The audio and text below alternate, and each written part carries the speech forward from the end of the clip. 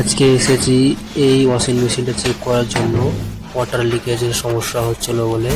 এটা হচ্ছে স্যামসাং কোম্পানির ফ্রন্ট লোড ওয়াশিং মেশিন। তো এটা সমস্যা হচ্ছে, জল ঢুকছে ভেতরে, ড্রামে জল ঢুকছে কিন্তু জল থাকছে না, পেছন দিয়ে বেড়ে যাচ্ছে, জলটা নিচ দিয়ে বেড়ে যাচ্ছে। তো এটা আছে চেক করার জন্য এসেছি।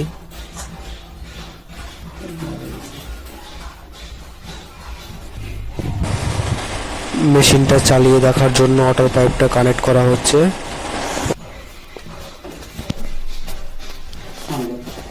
ওয়াটার পাইপ কানেক্ট করে দিয়ে মেশিনটাকে অন করে দিয়েছি।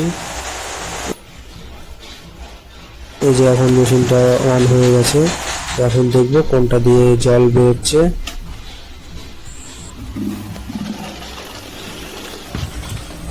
ওয়াশিং মেশিনটা 10 সেকেন্ড চলার পরেই নিচ দিয়ে জল পড়া শুরু করে দিয়েছে। এই যে জল পড়ছে, অনেক পরিমাণে জলটা পড়ছে।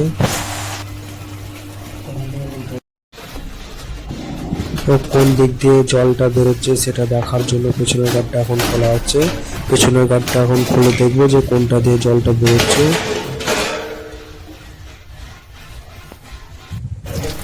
পেছনের গার্ডটা খুলে দেখি ড্রামের নিচটা দিয়ে জলটা পড়ছে। ড্রামের জয়েন্ট আছে, জয়েন্টের ঠিক মিডিল দিয়ে জলটা লিক করছে।